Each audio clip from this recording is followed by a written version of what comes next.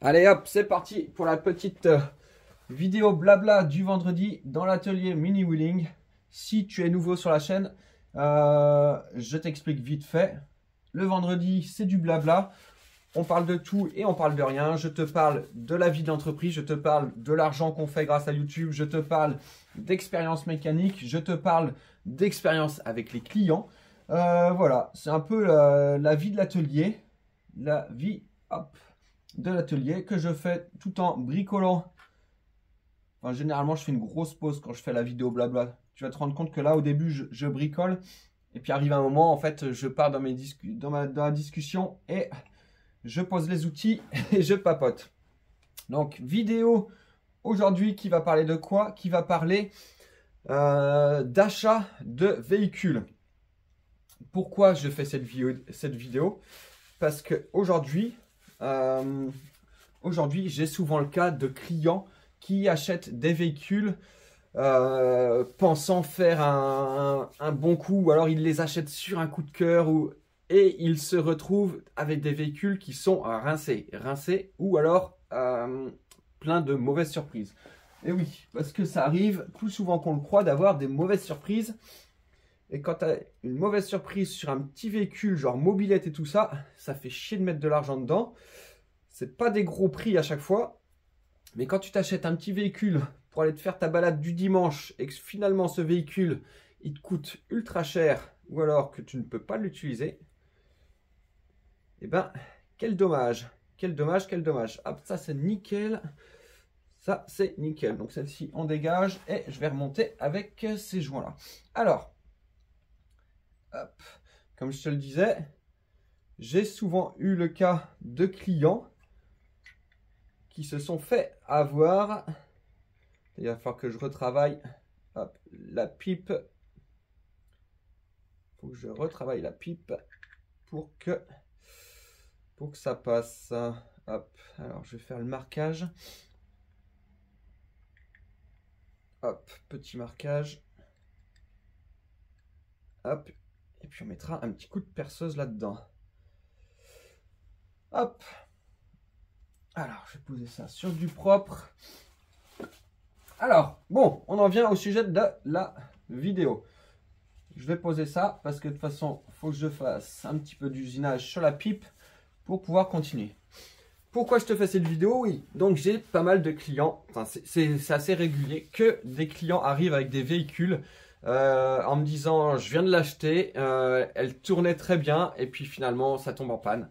Ça tombe en panne et c'est ingérable à régler, c'est ingérable.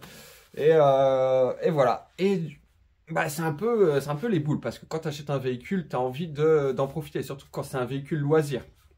Là, je te parle vraiment de véhicule loisir. Je te parle pas du scooter que tu achètes et qui doit aller tous les jours, matin et soir, d'un point A à un point B. C'est vraiment le véhicule loisir. Tu te rachètes une mobilette, tu as 40 ans, 50 ans, 60 ans, tu te rachètes une mobilette pour te faire plaisir.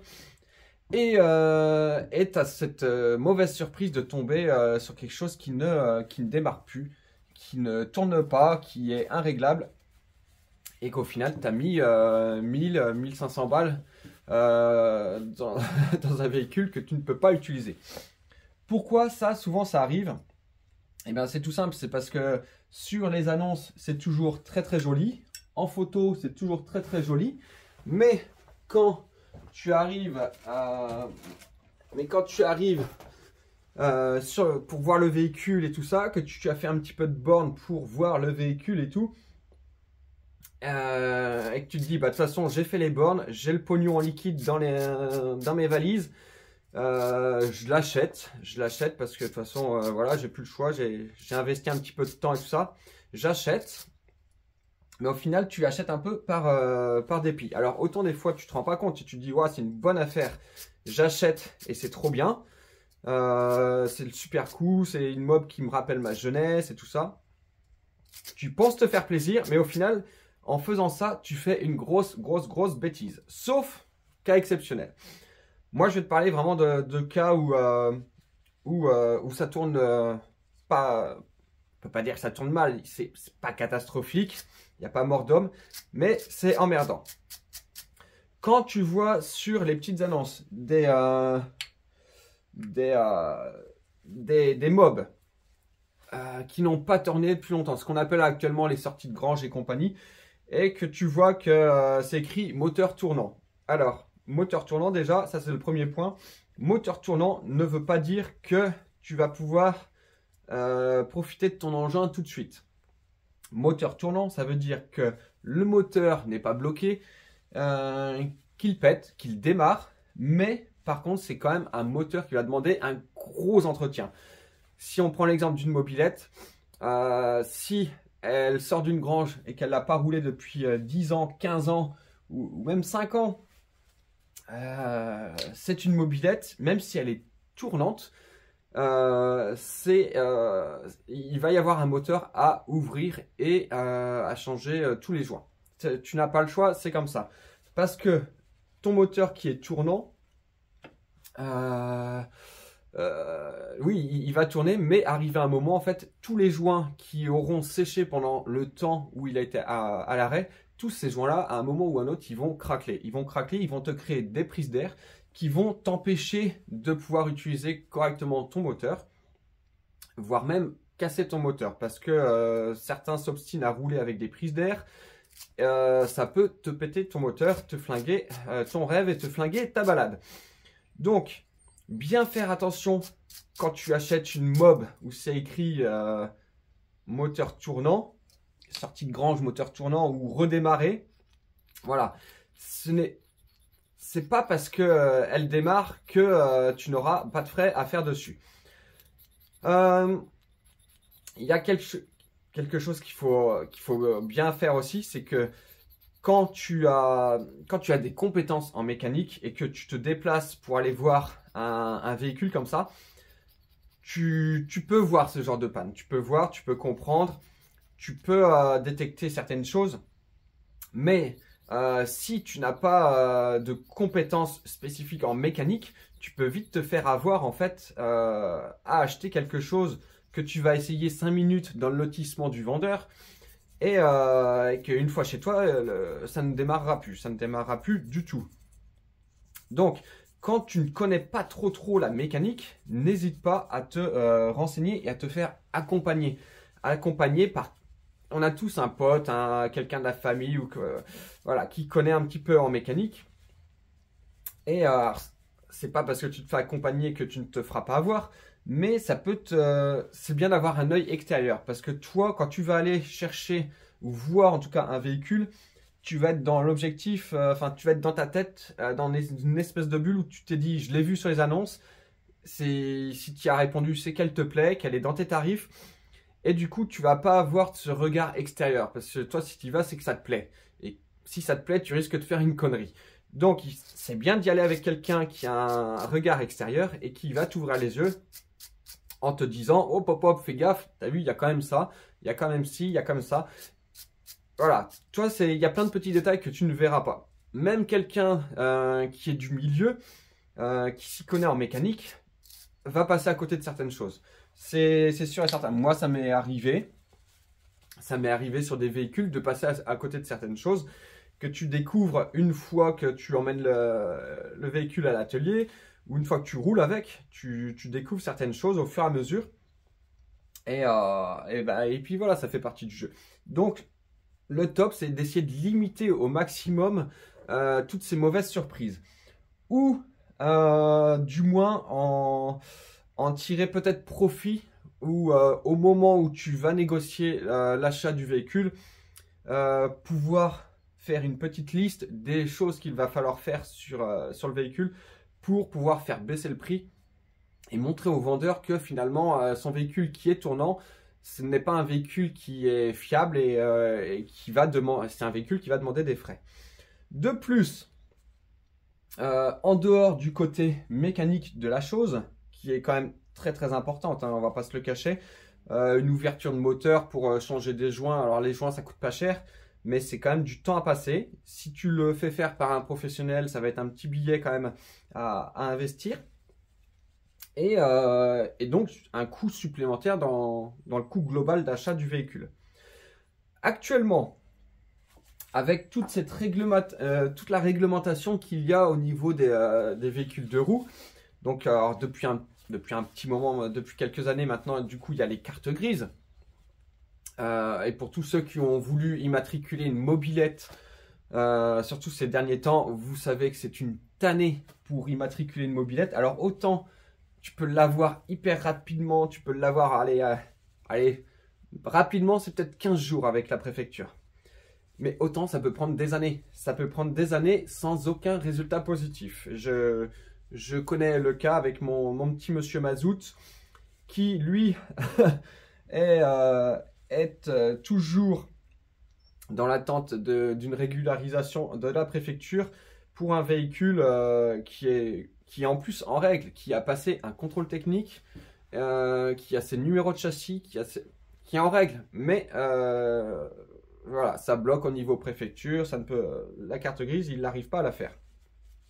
J'ai le cas également aussi avec un autre client qui, lui, avait acheté un véhicule avec carte grise. Le véhicule avait vraiment sa carte grise. Et au moment de faire le changement de nom, du coup, quand il l'a acheté, ils se sont rendus compte que le numéro qui était sur la carte grise, c'était le numéro du moteur et non du châssis.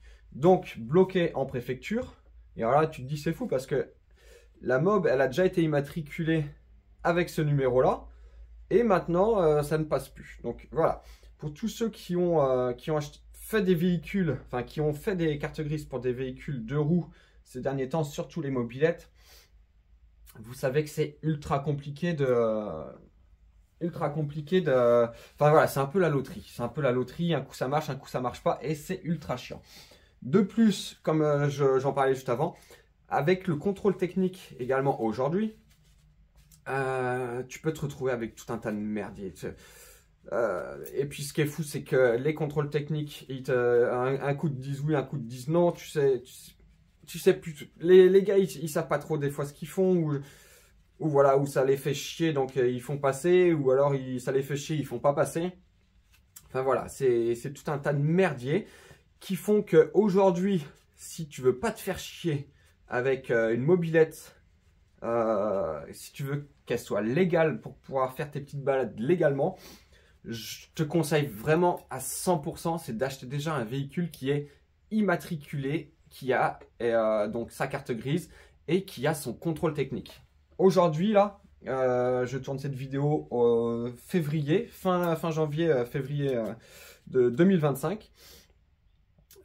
Si tu peux acheter un véhicule qui a déjà tous ses papiers en règle, fais-le. Fais-le parce que là, c'est une tannée. Un coup, au contrôle technique, il te demande d'avoir la carte grise. Mais pour avoir la carte grise, il te demande d'avoir le contrôle technique. Tu vois, tout le monde se renvoie la balle et tout ça. Donc, c'est en ce moment... Enfin, là, au jour d'aujourd'hui, c'est du grand n'importe quoi. Donc, si tu peux t'acheter un véhicule qui est déjà en règle, fais-le. Te fais pas chier parce que ça va être une tannée. Tu vas acheter peut-être un véhicule sinon avec lequel tu ne pourras jamais rouler. Et ça, c'est pas des blagues, hein. Si tu veux être légal, il y a des chances que tu achètes un véhicule avec lequel tu ne puisses pas rouler légalement, juste pour des questions de préfecture ou de contrôle technique. Donc voilà, si tu veux être tranquille là-dessus et ne pas avoir de frais, fais-le tout de suite. Fais-le tout de suite dès l'achat. Trouve-toi un véhicule qui est en règle. Sur quel point je voulais discuter également. Oui, par exemple, on va retourner un peu sur le côté mécanique de la chose. Là, tu vois, j'ai ce petit 103. Enfin là, vous voyez que le moteur, mais j'ai la petite mobilette là qui est à l'atelier. Cette brelle, elle a été achetée par un client, hop, qui l'a achetée à quelqu'un qui s'est dit, ouah putain, il y a un 103 dans le garage, je vais y remonter 2-3 pièces pour qu'il tourne et je vais le vendre.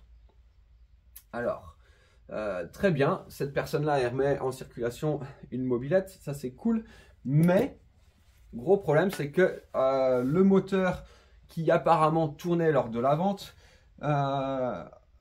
au moment du démontage, c'est une catastrophe. C'est une réelle catastrophe. Là, par contre, parce que tu te rends compte que carter moteur, c'est mort. Cylindre piston, c'est limite dans les côtes. enfin voilà, tout un tas de petites pièces qui mis bout à bout, et ben tu te retrouves avec, avec une grosse merguez. C'est ce qu'on appelle la grosse merguez. Et une mobilette dans laquelle tu as déjà mis un gros billet, et ben tu es obligé d'en remettre encore un autre parce que en fait, ben voilà, l'assemblage moteur n'a pas été bien fait, parce que le vendeur n'a peut-être pas été très honnête. Et du coup, bah, c'est dommage pour le client parce que lui, il pensait avoir une mobilette fiable, il a un petit coup de cœur, en plus elle est jolie, mais finalement, il se retrouve avec une brelle qui est déjà, il n'a pas encore roulé avec, il n'a même pas encore fait les papiers pour l'immatriculer, tout ça, mais cette mobilette est déjà en réparation dans un atelier. Et ça, c'est les boules quand quand t'achètes une brelle. Je me rends compte, il manque encore des petits trucs. Non, il était là, lui. Hop. Donc voilà, encore un véhicule en fait qui aurait pu être, enfin encore un achat qui aurait pu être mieux négocié au moins, parce que même s'il y a des soucis, tout ça, ça n'empêche pas d'acheter le véhicule, mais par contre ça peut permettre de mieux négocier la mobilette. Là je sais plus pour combien il y en avait, mais je l'ai retrouvée celle-ci en annonce. Et elle était, je crois que c'était 1000. Je te remets un petit. Non, je te mettrai pas de petit screen parce que je fais pas de montage sur cette vidéo. Mais elle était sur la centrale, je crois. Et c'était au mois de mai-juin l'année dernière. Et le mec en voulait 1600 €. Alors, je sais que mon client, il l'a pas eu à ce prix-là. Mais tu te dis, putain, merde, tu fous, t'achètes ça à 1600 balles. Si mon client l'avait acheté 1600 balles et que là, bah, il y a encore 5 à 600 balles de réparation, de frais, de carte grise, de contrôle technique et tout ça à faire, tu te dis putain, ça fait quand même une brelle qui monte au-dessus des 2000, alors que c'est pas un modèle spécifique, c'est pas un modèle recherché, c'est pas un modèle rare. Et foutre 2000 € dans une mobilette qui sortira une fois de temps en temps, enfin, même si on a les moyens, je trouve que c'est dommage. C'est pas, à la base, la mobilette, c'est un petit moyen de locomotion pas cher. Pour les jeunes ou pour les anciens, pour les vieux alcooliques, même s'il faut. Mais voilà, arriver à un moment, foutre 2000 balles dans une mob, c'est un petit peu, sauf pour quelque chose de spécial, hein. Mais pour moi, je trouve que c'est un petit peu démesuré. Et là, c'est un peu le cas pour ce modèle-là, qui demande un petit peu de travail. Donc, en définitive, si tu te cherches un véhicule, déjà, sois patient. Mets-toi des petites alertes sur les sites de petites annonces, hein. Sur le Bon Coin, ça peut se faire. Sur Marketplace aussi, moi j'ai des petits trucs qui reviennent souvent, là. Enfin voilà, par rapport à tes recherches, tu as toujours, l'algorithme qui te propose des choses qui te plaisent. Mais voilà, des petites alertes. Ne sois pas pressé, ne sois pas pressé. Ta Bob, de toute façon, si tu en achètes une au premier coup, ça va pas être la bonne. Donc ne sois pas pressé, fais-toi accompagner ou demande des conseils. Et surtout, ne fais pas confiance aux gens qui te disent elle est tournante, il n'y a plus qu'à l'immatriculer. Non, non, non, il n'y a plus qu'à l'immatriculer, surtout pas. Ah oui, autre point aussi. Quelqu'un qui te dit oh, il reste plus rien à faire, j'ai les pièces, il y a le carbu à changer, je l'ai acheté le carbu, mais j'ai pas le temps de le monter. Fuis ou négocie à mort. Parce que cette personne-là, elle a sûrement acheté le carbu. Alors peut-être, elle n'a pas eu le temps. Peut-être qu'elle n'a pas le temps de le monter et voilà. Mais généralement, c'est que la pièce a été achetée, ça a été testé, ils n'ont pas réussi. Donc on va revendre comme ça. Et généralement, tu te retrouves généralement sur une petite brelle comme ça, quand tu as le carbu, ils disent juste réglage carbu. Généralement, tu as une prise d'air. Tu as une prise d'air, donc tu as des frais à faire. C'est pas juste un réglage carbu. Sinon, la personne l'aurait fait. Enfin, surtout si elle a acheté des pièces. Fuis ce genre de projet. Sauf si tu es sûr de toi, que tu as les compétences mécaniques. Tu peux, mais il va falloir négocier. Un projet qui est ou en cours de remontage et tu te dis le mec il a toutes les pièces et il a juste pas le temps de le faire. Alors ça peut être vrai, ça peut être vrai, mais généralement c'est qu'il y a eu un souci ou que le mec s'est rendu compte qu'il y avait une grosse couille et il n'a pas les moyens de réparer cette grosse couille. Donc il met tout à vendre en disant il reste plus qu'à faire leur montage, mais il te dira pas, voilà, dans ces moments-là, faut jamais faire confiance aux vendeurs. De toute façon, dans tous les cas, faut jamais faire confiance à un vendeur. Enfin, si je dis ça, mais si, il y en a quand même des biens, heureusement. Mais voilà, fuis tous ces genres de projets, tous ces genres d'annonces qui te disent il reste pas grand chose à faire, mais voilà, c'est simple, c'est juste un réglage carbu. Fuis, ou alors attends-toi à avoir des gros frais derrière. Et ça, c'est assez courant, hein. C'est très courant. J'ai eu le cas sur un scooter là dernièrement où les gens l'ont acheté et ils m'ont dit ah bah on vient de l'acheter, le mec nous a dit il y a un petit réglage carbu à faire dessus. Et bah non, bah le scooter, il y a eu ouverture du moteur. Déjà les roulements étaient morts. Il y avait cylindre piston, c'était hors cote, mort. Forcément, il démarrait pas et le vendeur leur avait dit il démarre pas parce que c'est juste le réglage carbu. Mais non, là tout était mort. Tout était mort et tu te retrouves avec un scoot, je sais plus combien il l'avait payé, mais plus de 1000 €. Et ils se sont retrouvés avec un scoot qui leur est revenu presque au double. Parce qu'entre les pièces, la main d'œuvre et tout ça, enfin, plus la carte grise, plus le contrôle technique. Parce qu'en plus, ils n'avaient pas passé le véhicule au contrôle technique pour la vente. Vu qu'il ne démarrait pas, enfin voilà. Et du coup, tu te retrouves dans un tas de merde. Et si tu ne t'y connais pas, c'est fini. C'est la catastrophe. Donc, renseignez-vous bien. Ne sautez pas sur la première occasion. Renseignez-vous auprès de professionnels. Alors, les professionnels ne sont pas tous des escrocs.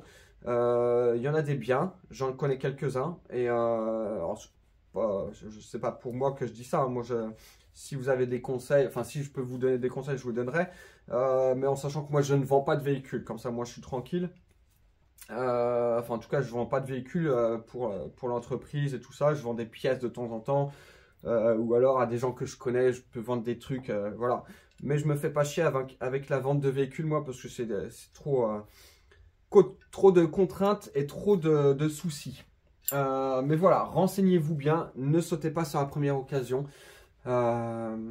Dites-vous que les bonnes affaires, c'est très rare de faire une très bonne affaire. Et que la plupart du temps, on se fait avoir. Donc, gardez vos sous pour le moment, mettez-les de côté pour les investir dans le bon véhicule. Celui qui sera adapté à vos besoins et celui dont vous serez vraiment content. Allez, moi, je continue ça. Normalement, ça s'est remonté dans la semaine.